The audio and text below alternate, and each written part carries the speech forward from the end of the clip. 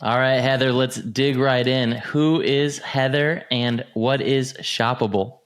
Hey, thank you so much for having me here. So I'm Heather Udo. I'm the founder and CEO of Shoppable, and we've been around for 12 years.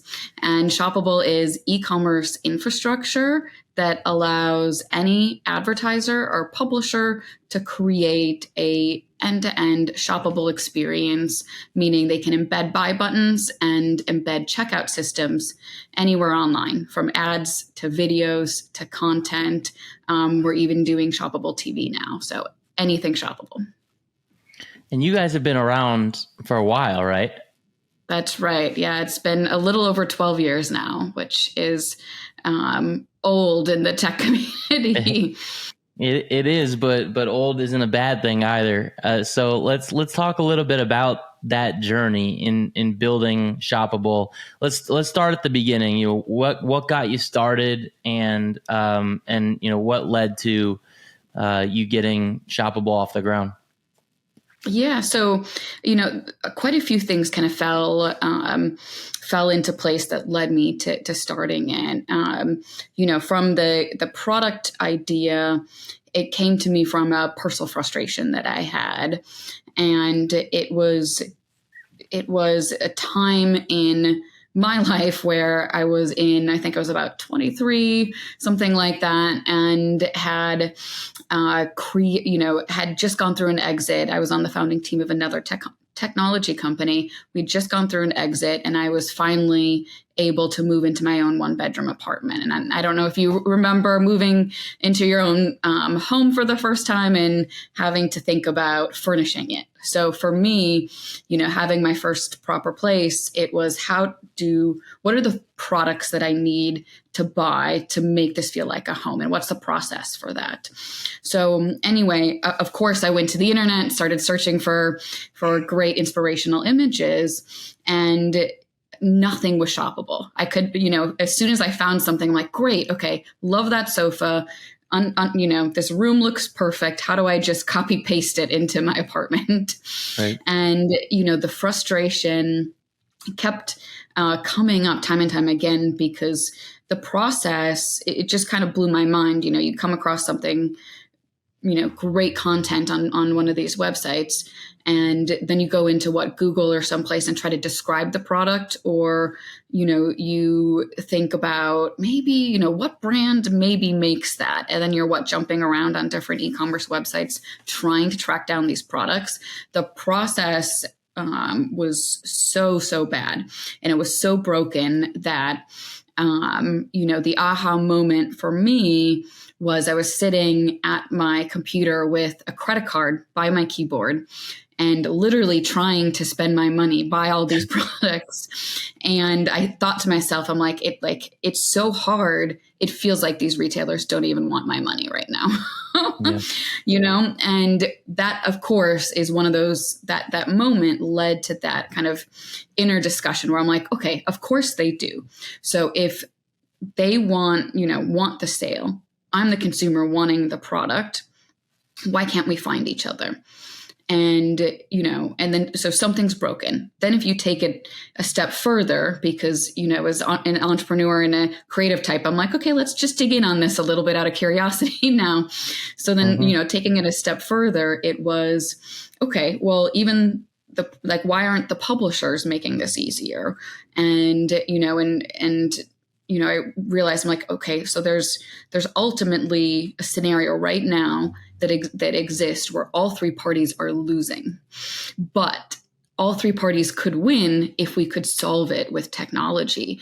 So what I kind of went down the rabbit hole of research, just shocked, like there was nothing that existed that could really solve that. And, and that's really what led me to creating Shoppable and realizing, like, look, if I can create relationships with all the major retailers and major direct-to-consumer brands and kind of normalize them, pull them into this massive digital catalog, and then connect in their checkouts, I can create a shoppable layer around all forms of digital content. And that's essentially what we ended up doing. That's the short version of, things along the way, as you know, as they evolve in conversations and things like that. So we'll get into that, I'm sure. Well, yeah, and e-commerce in general has evolved so much in the last 12 years. I think my first question for you is around like the evolution that you've played in that landscape. I imagine 12 years ago, and maybe even still, there's a lot of education that came with creating a market in a lot of ways, and a lot of a lot of opportunity that's kind of surfaced over the last 12 years as you guys have created new products and done new things and rolled out new opportunity to brands and advertisers. So like it's a pretty loaded question. First, it was a statement, but pretty loaded statement with a lot of areas that you could go in there. Let's start with it. Was this like an effort in creating a market 12 years ago, and how has that evolved since? Yeah, no, it's a huge question. There was no market for what we're doing at Shoppable. And, at that point in time, just to kind of set the scene of what was going on in the environment, because again, as entrepreneurs, when we're thinking about starting a business, one of the things we need to take in consideration is like, what are the market environments of whatever it is, whatever space you're in. So where the markets were like major retailers, Target, Walmart, Saks Fifth Avenue, Best Buy, they all had e-commerce sites. But a lot of the brands did not at that point in time. So there was actually less fragmentation than there is today. At that point in time, every single day you could pick up Women's Wear Daily or go to womensweardaily.com and see a new brand had just launched e-commerce, and it was newsworthy that, I don't want to name any names, but, any American brand or even international brand, but mostly American at that point in time, XYZ brand launched e-commerce. So it was still, pretty early days in e-commerce from that perspective, but the major retailers were there. So that's really what we focused on.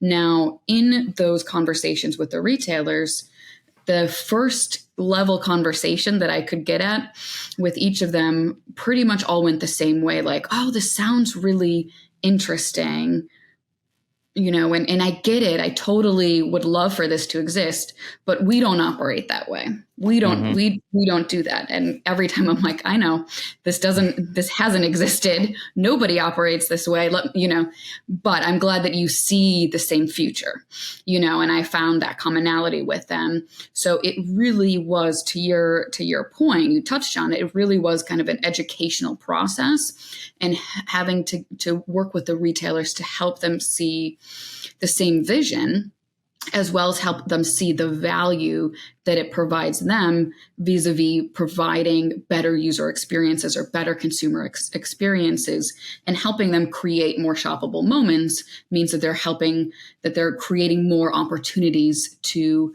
convert their shoppers in different locations. Now, to, your point on, also on kind of other market changes at that point in time, traditional affiliate marketing existed, but it, again, it always forced the shopper to redirect away from whatever website they were on. And it was very difficult. It was very manual for that to work.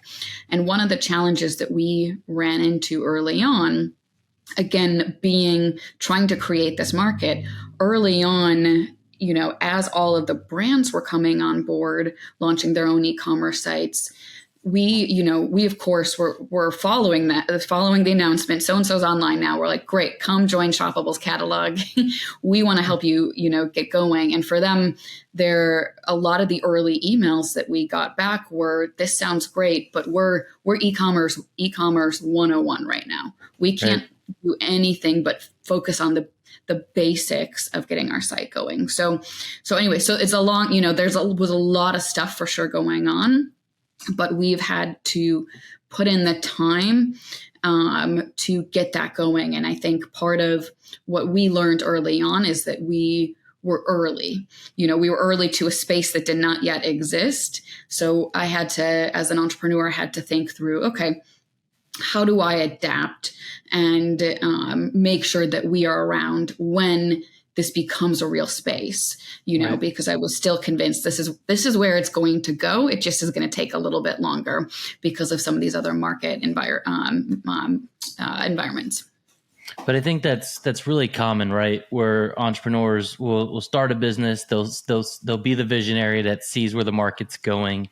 They might think it's timely and that they're in time for the market, but maybe they're early. And there are so many businesses that that were too early for the market and overspent too early on, and ultimately weren't able to be the one that took on the market when the market was there. And you have had a success story of both being a little early to market, but also weathering the storm and taking it on when the market caught up to you. So, what advice do you have to other founders who might be going through something similar in their own market? Yeah, I think you need to be honest with yourself, and I think you need to sometimes you need to take a day to kind of step back from the weeds, because as founders, we're, especially the early days, you're hands-on, like doing all these micro, pieces of the business. But, I think sometimes you need to step back to realize, okay, how do I take an honest look at where the business is, where what I'm hearing from the market, what I'm hearing from potential customers, those types of things. And I think you also want to figure out, like, one, do you still believe that your idea and your technology or your product, whatever it might be, are you still honestly convinced that you're on the right track? Because sometimes the decision, the realization might be that you're not, right? And that, there is no need for it, or the market, is going in a different direction or something along those lines. But if you were in the position where I was, where I really was still convinced, I'm like, this is where it is going, and I'm hearing that this is what people want, they just need a little bit more time, then I think you need to figure out, okay, how do I, what sort of steps can you take to make sure that you're still around when the market catches up to you? So for me, of course, you need capital, you need cash. You have to figure out, okay, how do you operate in a way that allows you to do that? So if you, from the fundraising standpoint, we, in a lot of sense now, I think we're lucky that we didn't raise venture capital, because had we raised venture capital, they probably would have poured on the cash into the marketing and pushing this too early, and it probably would have tanked, because the timing wasn't quite right. So, I think in a lot of ways we were lucky in that from that perspective. But what we ended up doing is going out to some of these at the early days to different publishers that told us they really wanted this solution. They really didn't like the traditional affiliate links because they monetize from primarily from ads on their website. So we ended up deciding, okay, we're going to try to fund through sales. And that's what we ended up doing, is making sure we kept a really lean team and that we funded ourselves with our sales. So I put my energy towards selling, working with different publisher deals, and trying to create as long-term contracts as we could, so we had that reoccurring revenue. So we also decided to set up our business based on SaaS, which allowed us to have that ability to fund the business, and of course be here today 12 years later to talk about it, when the checkout space has been red hot for the last year here, and massive publicly traded companies are launching distributed checkouts and things like that as well. Oh, absolutely. I mean, it's the timing is definitely here that you've been waiting for. So awesome to see a lot of the hard work paying off. When you look at some of the resistance that you faced in the early days, I mean, some of those conversations were probably super fruitful towards better understanding the customer, the brand, and everything that you were building towards. But are there any that stood out where you had to have some really hard conversations, probably in the earlier days, around where the puck was going. I'd probably call you the Wayne Gretzky of shopping, I guess, at this point, right? So like, were there any conversations that stand out from a resistance perspective? Resistance from customers? Yeah, resistance from customers. I think on the on that side, it was, again, part of it was about being first to market in this space. That there's resistance in the sense that I can't tell you how many conversations I had with companies, not going to name any names, that were like, we need this technology. This is the holy grail. Like, we have to have this. This is everything we've been looking for 10 years. Like, great. This is going to be easy. We're going to close this deal in no time. But then we get into rooms with, 12, 15 people, and they're like, this is, now we just need to figure out our strategy. Like, okay, so great. And that could, in some cases took a year or more. And, and again, for us, we were targeting these bigger companies because they had the cash. We needed the cash. We needed to sell to big companies that could front the cash and pay longer term. But the challenge was they don't move as fast. So we certainly heard, or faced some resistance because of those, their kind of interpersonal things of, okay, we've got to set our strategy. Then you have people internally there that are trying to figure out, they might disagree on the strategy. So you're trying to align them. You're trying to teach all of them, get them excited. And, and at the same time, if you're a marketplace business like Shoppable is, we needed both sides of the marketplace. So we're trying to get all of the brands and the retailers excited and onboarded, and then trying to get the right publishers and distribution sources on the other side. And we're trying to line them up so that the ones that are ready to move forward, we have the right products to sell at the same time too. So there was certainly a lot of paths to that we faced on resistance. And one other piece of advice related to that I would give other entrepreneurs is, when you're thinking about a launch partner, don't think about a launch partner, think about launch partners. And don't rely on just one. So I will admit to making that mistake. We had a very big company that was, told us over and over again, we want to be the launch partner. This is so important. We want to be seen as innovative, et cetera. And of course, the deal ended up not going through. And we wasted, I think it was 6, maybe 9 months really focusing in on them. And in the end, we had some learnings talking to them as a potential customer, but we didn't end up getting that deal because they had a change in management or a change in direction. I can't remember. It was something like that.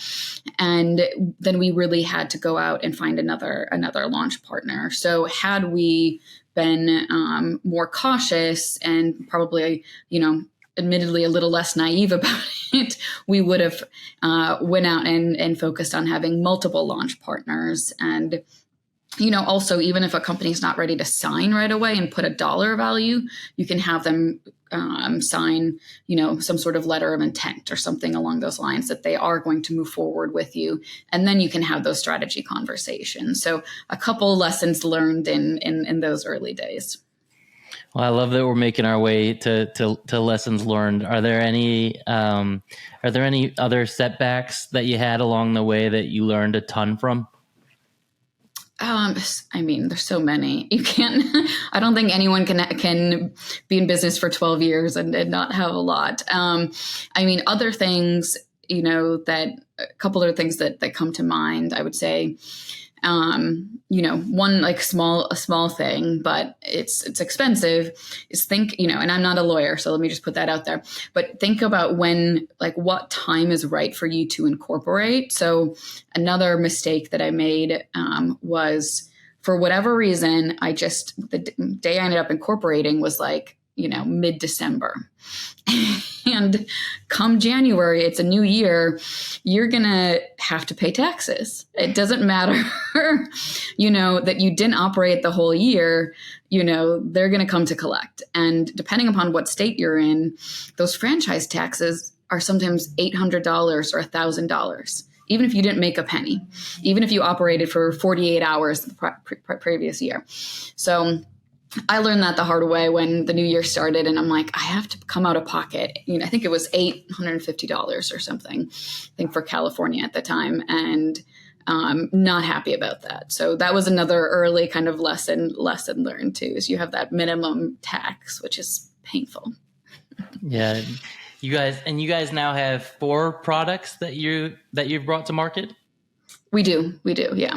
So talk to me a little bit about, the ideal customer for those products, how you guys go to market with those. And I'll leave it at that.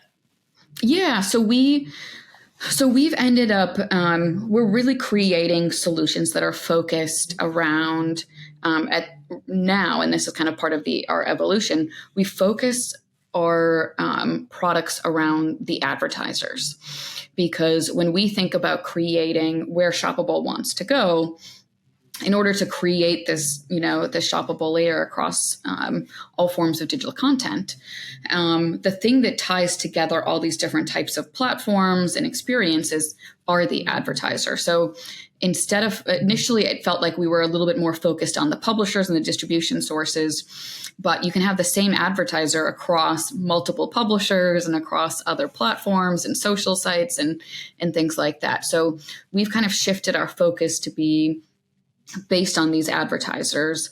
And then really we are working with them as we're developing products. So some of the products that we've released are a lot of them are based on what we're hearing from our customers. Sometimes they're what we're hearing from agencies that we work with and different problems that they have. Like, for example, we recently launched a product called Instant Shop, which, it is a hosted shop that an advertiser can fully brand. They can put whatever products they want on it. They can embed TikTok videos and YouTube videos. The checkout's embedded within it. Whole thing can be created in 20 minutes. Now, this came out of conversations that we had with both the advertisers, but to an extent more so on the agency side, where the agencies were telling us some of the problems that we have is we're getting, specifically within social, you have these advertisers a lot of times working with content creators, or even if their own content, but then they have these videos where someone's talking about these 3 products, their 3 favorite dog food, treats, or their makeup look, whatever it might be. But, the advertiser gets one link to send their ad to send the users to. So if they use that one link to send to one product detail page, consumers can't necessarily easily find the other products. And they're getting consumer complaints and complaints on their social saying, you have why don't you make it easier for me to find these other products?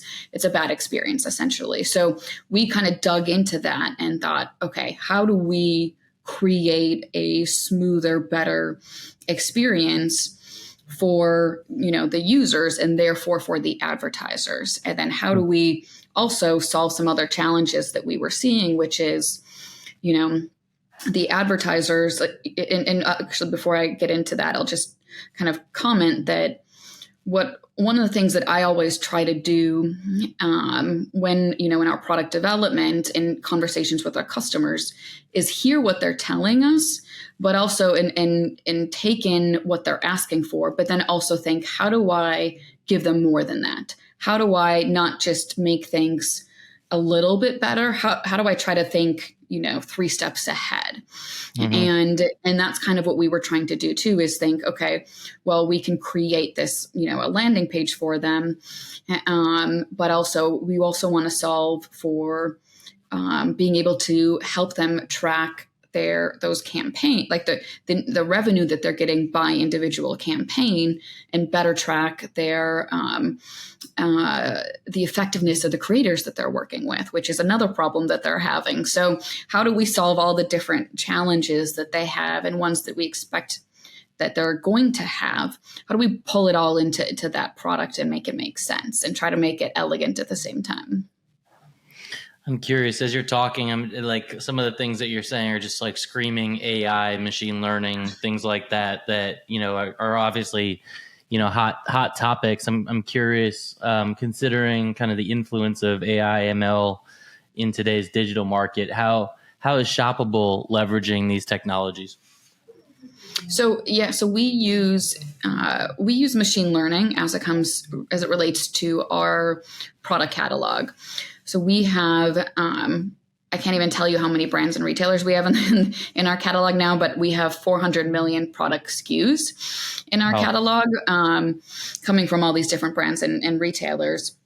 So, and then we normalize it all into a single product API that our customers can use. And so what we're doing is using machine learning to help us normalize that catalog into a single catalog, which with 400 million SKUs, it's massive. You can't manually edit every single one of those. They're all coming in with different taxonomies. There's, challenges with color naming conventions where one brand's going to call something navy, the other one's going to call it midnight, or something else along those lines. So how do we know that those things are both navy? And anyway, so we use machine learning in that respects. And then we also, as it relates to AI, we have some great partners in that space that are essentially using Shoppable's catalog and their image recognition and their AI to be able to identify products both within content, within photo content, but also within video content on your TV, on your phone, on your laptop, and then making those experiences shoppable. So I don't think I can say their name because they haven't publicly announced it yet, but we're partnering together with an AI company to basically expand the capabilities within that space. Well, that's exciting. It's probably one of the reasons that you got that. What was that award you got? Tech Guru for changing the luxury game. Isn't that what they call you? Yes. Yeah. Yes. And we also started. Well, sorry. What was that? Oh, I was just saying we also started specifically in luxury. Now, we do a lot of things where we're selling, everything from toilet paper to, expensive watches. Well, I'm having my first kid in a couple months, so we're stocking up on all the things that I never thought I'd be stocking up on that are essentials, like diapers and toilet paper and all that good stuff. So perfect. Well, I would encourage you to go to Pampers and go check out pampers.com. That you can create something called a diaper stash. And it's a really cool, essentially way that you can, you're going to find out just how expensive diapers are and how frequently you're going to be buying them. But yeah, they have a cool program and they're using Shoppable to do it. And congratulations, by the way, super, super exciting. Oh, thank you very much. Yeah, it is exciting times.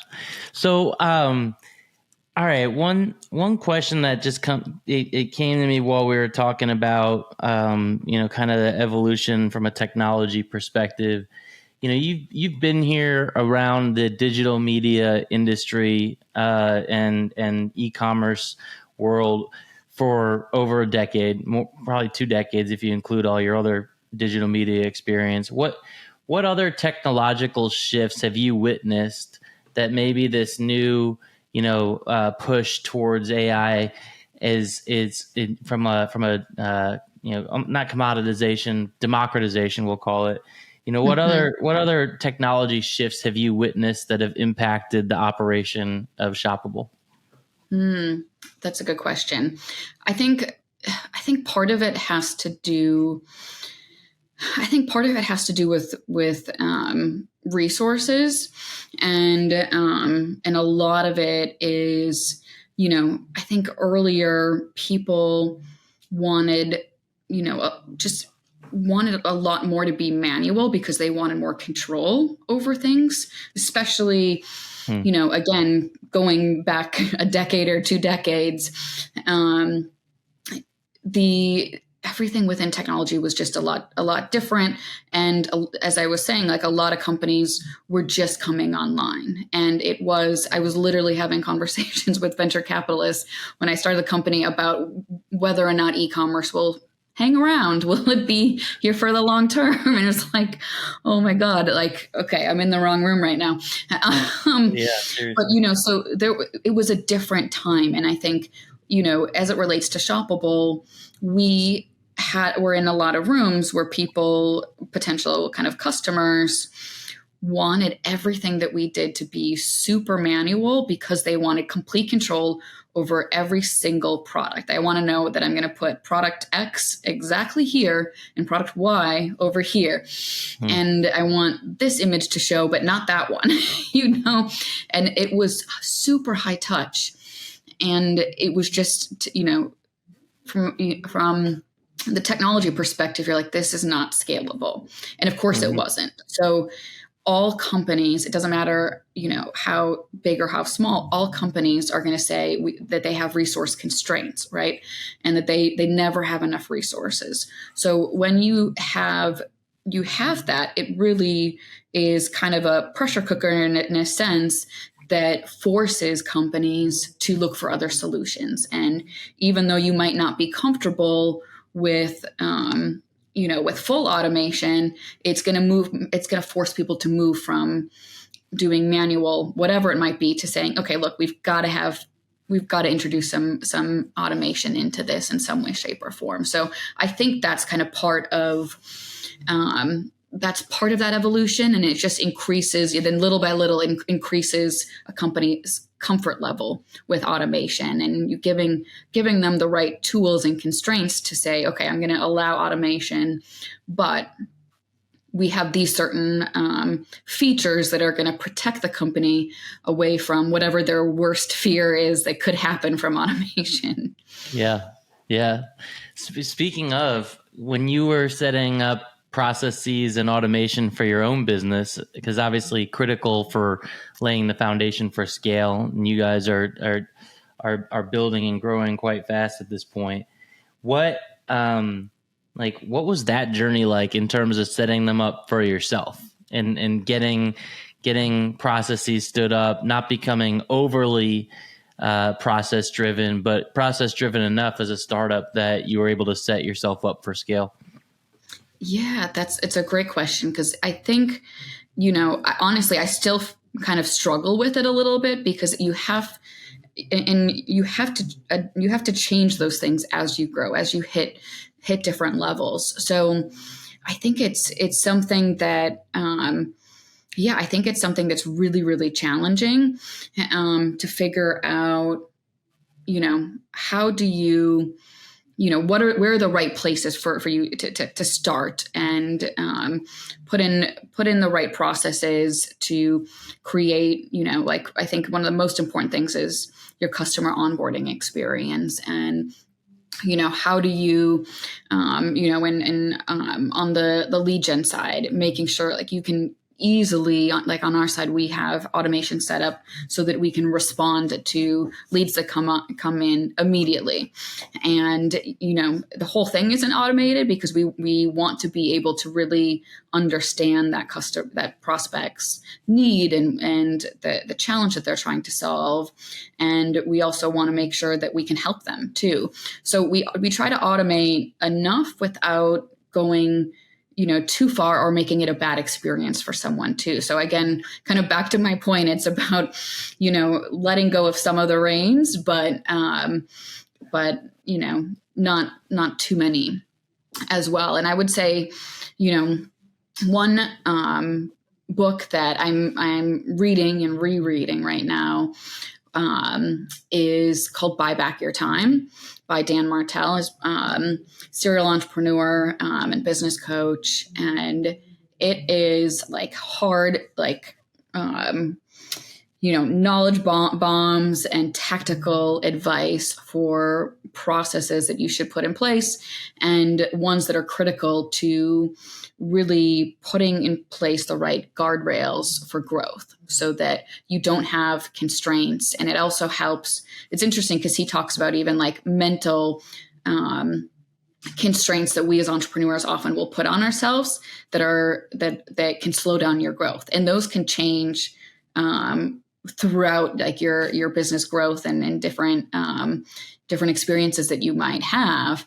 So it's really, really fascinating. I would recommend doing that because we're, right now I'll say I'm redoing our whole sales process, and I'm kind of learning some from that book and from others, because we needed, as you grow, certain processes will break, and you'll just realize, okay, what worked, for the first year of the business isn't going to work 5 years in, isn't going to work 10 years in. Mm-hmm. So it's about making sure that you're revisiting those things, and you're also creating an environment with your team that encourages people to speak up. Like I try to tell every new employee to not be afraid to say, why are we doing it this way? Because I don't want people to have the mindset of like, oh, that's always been done that way.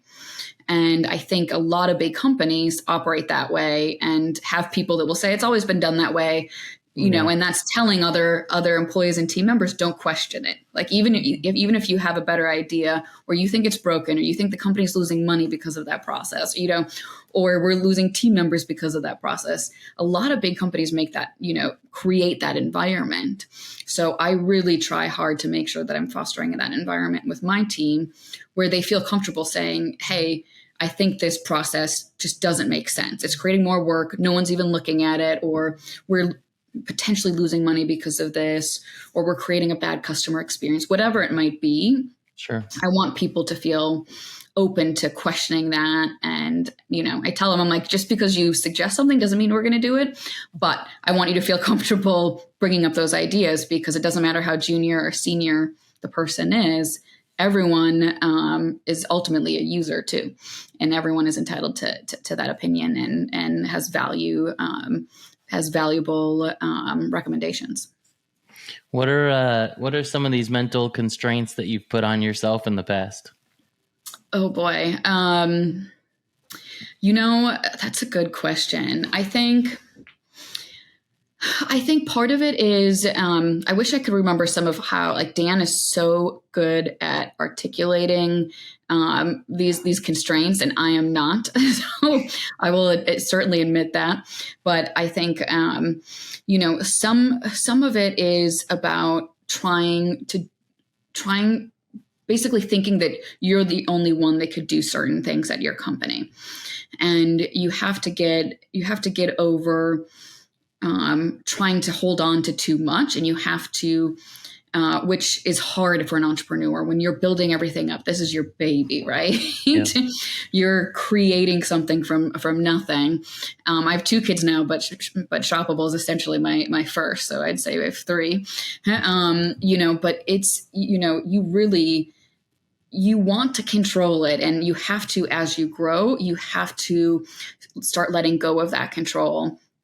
And you really have to create processes that replace yourself, that make it so that your team and your company can operate without you, essentially. Not because you're trying to fire yourself or whatever, but you have to enable that.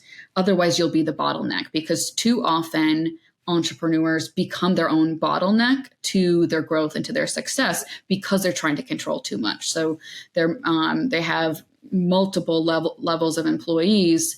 Like, I only have 2 direct reports, so I don't have this problem, but I know a lot of entrepreneurs will have, be CEO of their company, and they might have 20 direct reports or more. And it's just too many for a CEO to have.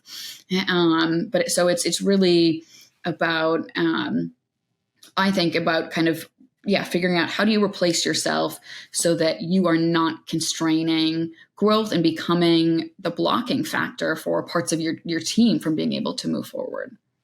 Yeah, I see. If I were to divide things up into like $5 an hour, $50 an hour, $500 an hour, and $5,000 an hour tasks, I see Yes, most CEOs doing $5 and $50 an hour tasks with 95% of their time. that's right. And I think that's like a, that's just a habit that people fall into is taking on some of these things when you hire people to help you out for a reason. It's not so Yeah, that you can take on the entire end to end lift. So it's good to yeah. hear you've had some experience in that same right. Yeah, I think, and you reminded me of another one is that like one of the other constraints is that you don't need the thought that you don't need an assistant or that you don't deserve an assistant. And for me, I had an assistant early on and then I felt I didn't really, I'm like, oh, I didn't know how to properly use an assistant. So we ended up not having that position after a while and kind of transitioned it into something else.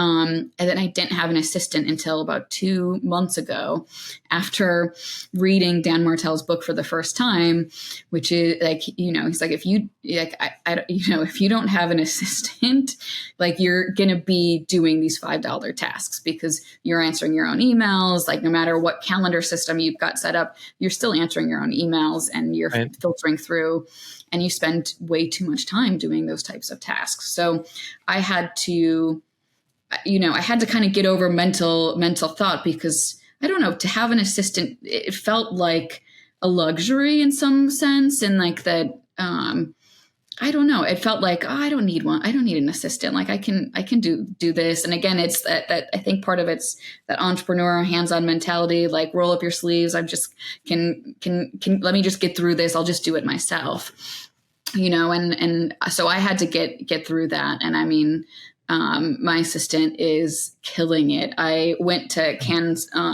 Lions and then immediately had a family vacation right afterwards. So I was gone for 2 weeks.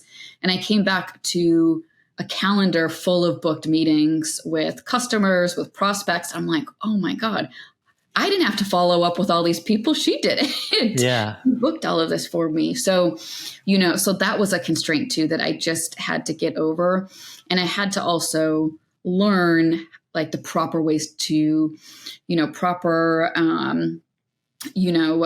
requirements for that job role and what should I really hand over, and I think one quote that I love, and is super relevant to this topic is, 80% done by someone else is 100% fucking awesome. Because you could do it 100% right yourself, Right. but you're doing it, Right. so if someone else can do something even to 80%, you're only spending 20% to get it to 100%, or maybe 80% is good enough for whatever that project is. Right. Right. So anyway, something No, that's fun. well said. Where did you get your assistant? Was it a referral or outsourcing agency? How did you find her for him? Yeah, I found her through Growth Assistant. So it's an outsourcing company, and that's what they do. So it made it really easy. They did all of the hiring, the interviewing. They took it all on and made it happen. I think it took 2 weeks. I just told them, what I was looking for. And as a New Yorker, I also told them, certain personality types, Yeah. wanted to make sure that they would not be offended by, really simple, quick emails, communications, things like that I just know is my style. So little things like that too. Excellent. All right. Well, this has been super fun. I don't want to end it, but we got to end it with the Founder 5 here. So 5 quick hit questions about you and your growth. And the first one is the number one metric or KPI that you are relentlessly focused on. Number one is orders at Shoppable, total orders through this system. A little bit of why. Why is because it's the one metric that aligns on the success all the way through. So as orders grow, our customers that are licensing it are obviously growing their revenue. Our retailers or brands are growing their revenue, and then shoppers are successfully finding what they want. Well, it's great. You are all about the customer shopper experience. So That's that's right. good. All That's right. right. Top tip for growth stage founders like yourself. My top tip would be to focus on your expertise and make sure that you are laser focused on what your company does best, and that you partner with other companies to take over other parts of your business that are not your core. Because I see, even myself, and I have made this mistake multiple times, sadly, that we're so hands on, and in technology, everything's possible. Like, yeah, we could build that. We could build that. Let's build it. And, so many times looking back, I'm like, I should have partnered with someone on that. And at this point, I've learned my lesson, and I'm like, we do not need to build that. We don't need to build this other thing. I mentioned this image recognition partner.